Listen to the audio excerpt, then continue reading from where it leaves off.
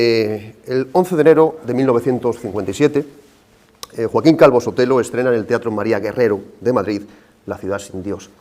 título de reminiscencias agustinianas utilizado por el autor para abordar una de sus obras más comprometidas y posicionadas ideológicamente. Cuando Calvo Sotelo escribe estos apuntes para una leyenda dramática en un prólogo, 5 cuadros y un epílogo, era ya un hombre maduro, con una larga trayectoria como dramaturgo, iniciada antes de la Guerra Civil. Hermano de José Calvo Sotelo, el político monárquico brutalmente asesinado unos días antes del alzamiento contra la República en 1936, el prestigio de su nombre durante este periodo de la historia de España no se debe solo a su parentesco con la citada víctima de la barbarie, sino a su dilatada carrera como periodista y escritor teatral. En 1957, el autor coruñés ya había estrenado el grueso de su producción dramática, concentrada mayoritariamente entre los años 40 y 50, aunque seguiría escribiendo y estrenando hasta el final de la dictadura e incluso después. Hacía apenas 2 años, en 1955, que había tomado posesión de su silla como miembro de la Real Academia Española y era uno de los escritores más conocidos y populares de aquel tiempo, junto a nombres como el de José María Pemán o Juan Ignacio Luca de Tena. Resulta obvio que Joaquín Calvo Sotelo no es hoy un autor de moda. De ahí la idea de esta comunicación en el marco de un congreso, si me lo permiten, tan atípico en nuestro tiempo como la figura que protagoniza esta intervención. Quien fuera tío del segundo presidente de la democracia española, Leopoldo Calvo Sotelo, y uno de los más destacados dramaturgos durante el franquismo, no ha recibido atención alguna por los investigadores del teatro español de los últimos 40 años. Arrinconada su obra junto con la de otros autores de su tiempo, que como él dieron vida al teatro burgués de posguerra, no existen apenas estudios monográficos, tesis doctorales, con honrosas excepciones, como la de José Payá en 2015 sobre Alfonso Paso, o artículos recientes sobre la mayor parte de estos escritores, salvo, como en el caso del dramaturgo que nos ocupa, con su obra La muralla, la más famosa de todas, sobre alguna obra puntual que haya llamado la atención de los estudiosos, no siempre por motivos estrictamente dramatúrgicos o literarios. Y en buena medida tampoco son exclusivamente los méritos literarios y teatrales de La ciudad sin Dios, que los tiene y muchos, los que me han llevado a plantear esta comunicación. Aunque la obra dramática de Calvo Sotelo se identifica con un tipo de comedia conservadora, con tintes melodramáticos y sentimentales, importantes elementos humorísticos y de final, si no necesariamente feliz, al menos esperanzador o confortante, su teatro dista mucho de ser un mero instrumento de evasión burguesa o un vehículo ideológico al servicio del poder. De hecho, también sufrió los rigores de la censura en varios de sus textos. En realidad, como sucede con otros muchos representantes de la comedia burguesa española de aquellos años, como Pemán o Luca de Tena, que acabo de citar, incluso algunas obras de Jariel Puncela o Alejandro Casona desde el exilio, su teatro presenta una cara más comprometida, ligada a la denuncia de una sociedad, la misma que asistía a sus estrenos, regida por el principio de la apariencia, el materialismo y el interés personal, desde un posicionamiento moralista que seguía utilizando la escena, como siempre se hizo y se sigue haciendo, como escuela de costumbres y de opinión, solo que las opiniones cambian dependiendo de las épocas en las que nos encontremos. Estas críticas, nada nuevas en el universo cómico, recuérdese a Molière o Goldoni, se vierten en cualquier caso desde unas convicciones ideológicas marcadas por un hondo componente idealista y nacidas de un arraigado espíritu cristiano, lo que las sitúa dentro de la ortodoxia nacional católica del régimen franquista. Esta vertiente podemos encontrarla con claridad en textos como Milagro en la Plaza del Congreso, de 1953, o La muralla, estrenada al año siguiente, el primero de los cuales incluye además alusiones a un comunismo que no solo pretendía asomar en la obra de autores como Alfonso Sastre, que en 1950, como recordarán, junto con José María de Quinto, pues lanza su proclama de un teatro de agitación social, sino que es el eje de la batalla ideológica que se está dirimiendo en esos momentos en todo el mundo occidental. Es precisamente en este contexto histórico de lucha contra un comunismo cuyas ramificaciones políticas se extienden por toda Europa, donde debemos situar el estreno de La ciudad sin Dios. Al igual que en el marco de un compromiso activo en defensa de un catolicismo, a través del cual, como ya ocurriera en tiempos de los Austrias, España pretendía posicionarse como baluarte de la espiritualidad europea. No parece casual que apenas 2 años antes, en mayo de 1955, se celebrara en Zaragoza el primer Congreso Nacional de Teatro Católico, bajo la impronta del Papa Pío XII, cuyas consignas anticomunistas encuentran cumplida expresión en la obra escrita por Joaquín Calvo Sotelo.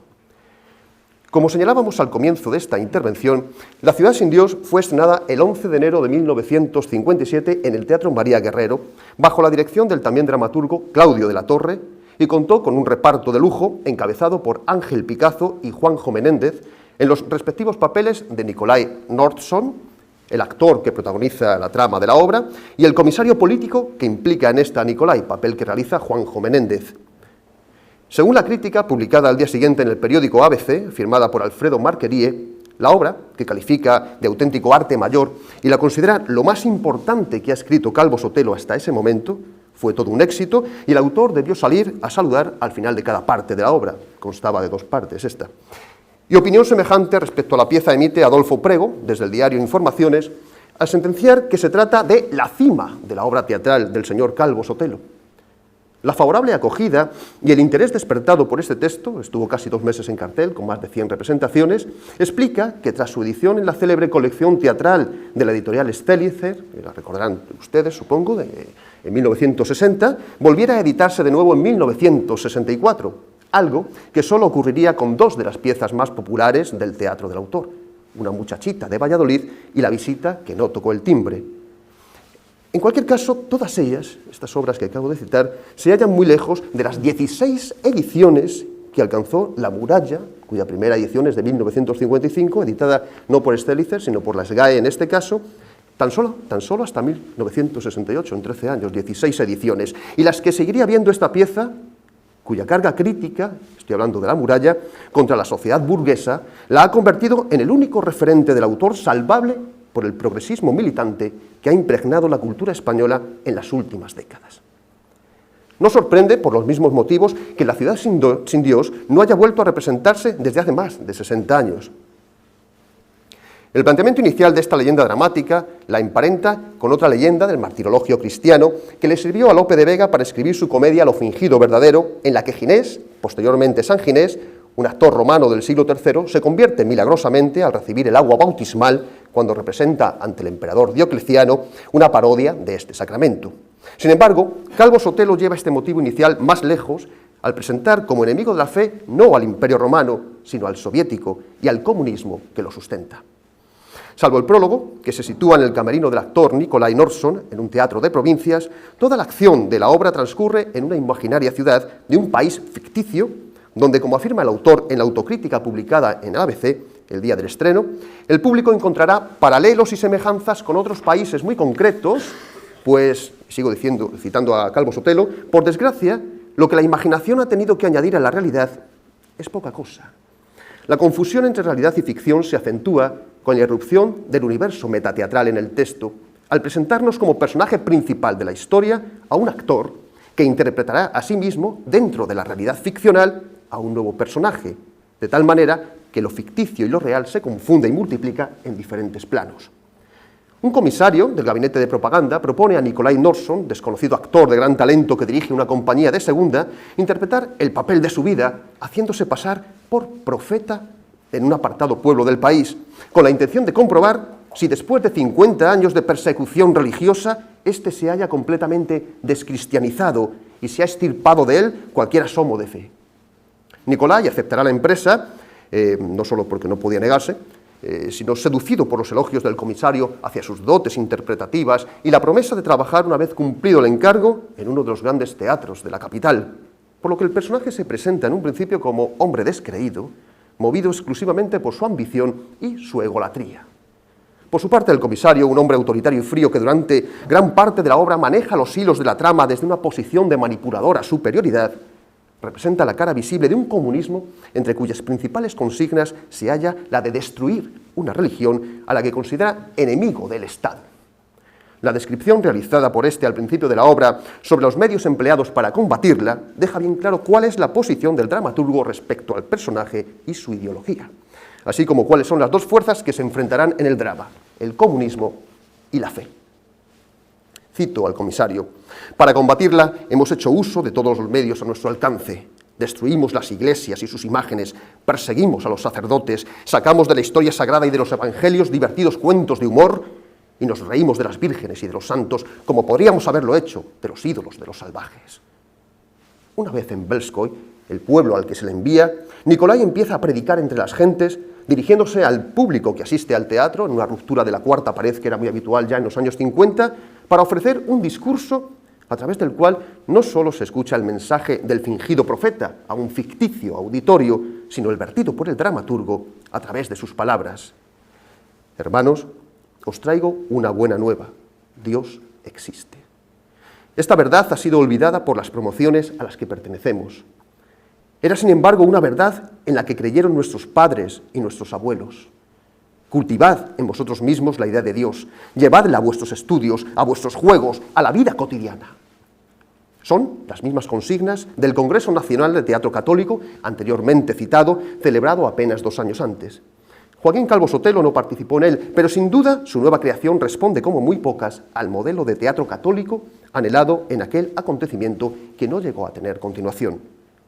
Tras ser detenido por la policía y pasar un mes en la cárcel, la fama del impostor se ha divulgado rápidamente entre las gentes de Belskói, algunas de las cuales se acercan a él, que vive entre unas ruinas de un viejo monasterio cercano al pueblo incendiado tiempo atrás. Ya saben ustedes por quién. Un grupo de jóvenes lo hace únicamente con la intención de burlarse del profeta Nikolai, como ya se le conoce entonces, mientras que Sergio, otro joven del lugar, desea ser su discípulo. También se acerca a este un humilde matrimonio que le pide un milagro, la curación de su hija paralítica. Algo ha ocurrido en el interior del actor en el tiempo que lleva haciendo el papel de profeta. El personaje se ha apoderado de él y lo ha transformado, tal y como le confiesa a David, su representante y amigo, al que le pide que se vaya, pues su presencia le recuerda lo que es o ha sido. Estoy entrando en una fase tal que ya no sé qué parte de mi piel es la piel del actor y qué parte de verdad es la piel del profeta. La culminación de la transformación de Nikolai se produce al final de la primera parte de la obra, cuando acepta bendecir a Sergio, a quien rechaza como discípulo por sentirse indigno de ello. Incluso intenta curar infructuosamente a la joven paralítica que tiene arrodillada ante él. Avergonzado por la fe que siente a su alrededor, Nikolai confesará su impotencia para curar, a lo que un enigmático viejo, que lo ha observado todo y parece adivinar cuanto sucede en el fondo de su alma, le responde: «Los caminos de Dios son muy oscuros. ¿Acaso tú, sin saberlo, has sido elegido?», para después bendecirlo en una escena que recuerda la del bautismo de Juan a Jesús. A partir de ese instante, Nikolai nace de nuevo, simbólicamente, a la vida del Espíritu, convertido ahora sí en un verdadero profeta. Y voy concluyendo. La segunda parte del drama se centra en la nueva estrategia ideada por el comisario, con ayuda de David, el fiel amigo de Nikolai, para sofocar la oleada de fe que invade las calles de Belskói. El actor profeta deberá prestarse a participar en una serie de curaciones milagrosas que culminarán en un acto espectacular delante de todo el pueblo, en el que devolverá la vista a una ciega y finalmente la vida a un muerto, para a continuación, en un impactante golpe de efecto, descubrirse su engaño ante todos. Sin embargo, esta nueva y grotesca representación no transcurrirá según el plan previsto, al morir realmente el hombre que hace de muerto en la burda farsa. Lo que Nikolai, quien confiesa ante los presentes el fraude previo al que han asistido, interpreta como un verdadero milagro fruto de la cólera divina. Las palabras del profeta dirigidas a Sergio, a quien ahora sí que acepta como discípulo para que predique en el nombre del Altísimo, expresan el mensaje último y definitivo de la obra. Hay que devolver al pueblo la fe perdida, el espíritu que le falta.